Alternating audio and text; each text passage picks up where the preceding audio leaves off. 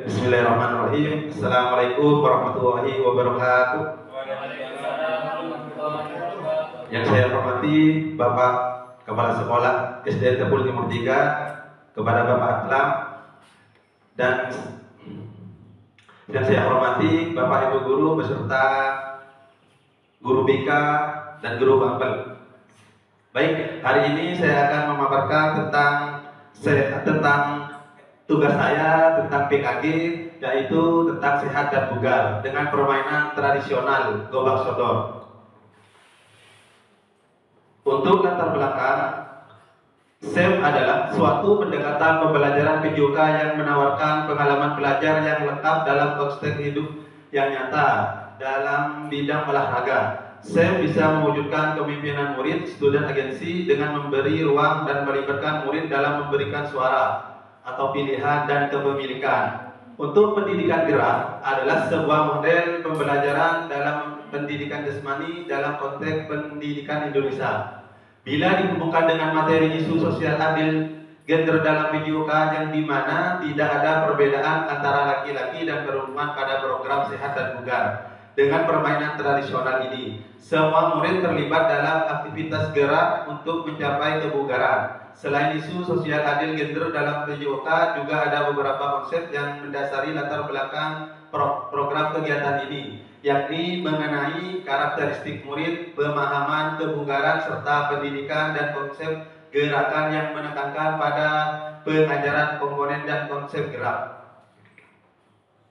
Nah, untuk tujuan program yaitu satu, mengembangkan keterampilan fisik dan kesehatan. Untuk visinya menciptakan peserta didik yang sehat, bugar dan aktif melalui kegiatan fisik yang menyenangkan dan beragam. Untuk capaian, peserta didik dapat melakukan berbagai jenis aktivitas fisik dengan teknik yang benar dan memahami pentingnya kesehatan. Untuk langkah-langkah yang pertama yaitu melakukan survei minat peserta didik terkait jenis olahraga tersebut. Yang kedua, merancang dan melaksanakan berbagai jenis olahraga berdasarkan hasil.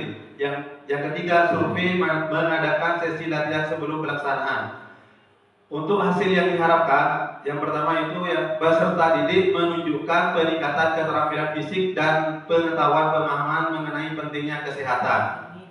Nah, sekarang untuk tujuan program yang kedua, mendorong partisipasi aktif dan kepemimpinan. Yang pertama, visi menumbuhkan sikap proaktif dan jiwa kepemimpinan dalam diri peserta didik melalui kegiatan fisik. Untuk capaian peserta didik dapat mengambil peran aktif dalam mengorganisir dan memimpin kegiatan. Untuk langkah-langkah menuju ketua tim, memberikan pelatihan, kepemimpinan dan manajemen acara kepada peserta didik yang ikut kegiatan. Yang ketiga, mengadakan kegiatan yang memerlukan koordinasi dan kerjasama tim. Hasil yang diharapkan adalah peserta didik menunjukkan kemampuan pemimpin dan bekerja sama dengan baik. Tujuan program yang ketiga untuk memfasilitasi pilihan dan kreativitas peserta didik. Yang visinya mendorong kreativitas dan kemampuan peserta didik untuk membuat pilihan yang sesuai dengan minat dan bakat. Untuk capaian peserta didik dapat merancang dan mengimplementasikan kegiatan fisik yang kreatif. Untuk langkah-langkahnya, mengadakan sesi brainstorming untuk ide-ide kegiatan yang inovatif. Yang kedua, memberikan ruang dan waktu bagi peserta didik untuk mencoba ide-ide mereka.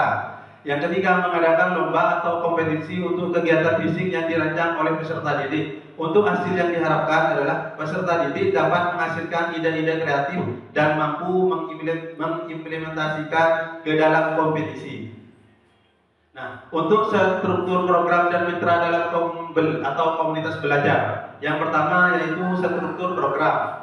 Struktur program yaitu ada 4. Yang pertama, murid yang terlibat adalah kelas 4 dan 6 untuk siswa laki-laki dan perempuan. Yang kedua, waktu kegiatan dilaksanakan setelah kegiatan semester. Yang ketiga, penanggung jawab adalah kepala sekolah dan seluruh guru yang terlibat. Yang terakhir, pelaksanaan program sehat dan bugar dengan permainan tradisional yang akan dilaksanakan di lapangan atau halaman sekolah. Yang kedua, mitra dalam kombel atau komunitas belajar. Mitra dengan guru kelas sebagai koordinator dengan masing-masing kelas yang mengikuti lomba. Peserta dan pihak lainnya yang terlibat adalah murid. Nah, untuk pernyataan tentang kapasitas yang dimiliki kelas atau sekolah, Yang pertama, aset modal.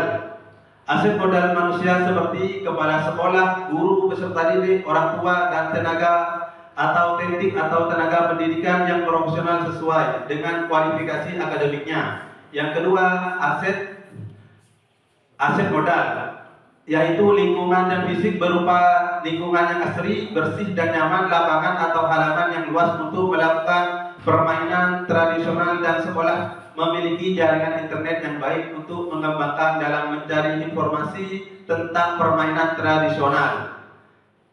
Yang ketiga, aset atau modal sosial. Untuk aset modal sosial dan politik, yaitu kemampuan seluruh unsur yang terlibat dalam proyek untuk menjalin kolaborasi dan sinergitas dalam hal kebijakan dan tanggung jawab. Yang keempat, aset modal, yaitu aset modal finansial, adanya dana bos dan dana lainnya sebagai sumber finansial utama dalam kegiatan proyek. Yang terakhir, aset modal agama dan budaya, yaitu warga sekolah yang taat beribadah dan gotong royong yang masih terawat dengan baik. Nah, untuk rencana evaluasi, yaitu ada 3. Yang pertama yaitu kegiatan evaluasi pelaksanaan program dilakukan dalam bentuk rapat evaluasi bersama pimpinan guru, staf, dan perwakilan peserta didik. Yang kedua, bentuk lain pelaksanaan evaluasi program bisa dengan wawancara langsung kepada perwakilan guru, staf, atau peserta didik untuk memberikan evaluasi dari pelaksanaan program. Yang ketiga, evaluasi dalam bentuk angket melalui Google Form didistribusikan dan diisi oleh pimpinan, guru, staf, dan orang tua peserta didik terkait pelaksanaan program. Nah, yang terakhir, kemungkinan tantangan. Kemungkinan tantangan yaitu ada 4. Yang pertama, keterbatasan fasilitas dan alat. Keterbatasan fasilitas olahraga bisa menghambat pelaksanaan kegiatan olahraga. Yang kedua, motivasi peserta didik. Peserta didik memiliki motivasi yang sama dalam berpartisipasi kegiatan fisik. Yang ketiga, kolaborasi dengan komunitas. Kurangnya dukungan atau keterlibatan orang tua dan komunitas dapat mempengaruhi motivasi belajar peserta didik. Yang terakhir, waktu dan jadwal. Untuk penyesuaian jadwal, kegiatan dengan jadwal sekolah dan kegiatan lain dari peserta didik. Sekian dan terima kasih. Mungkin Bapak Kepala Sekolah dan Bapak Ibu Guru mungkin ada yang mau nanya, silahkan. Cukup. Oke, sekian dari saya. Wabillahi taufiq wal hidayah. Wassalamualaikum warahmatullahi wabarakatuh.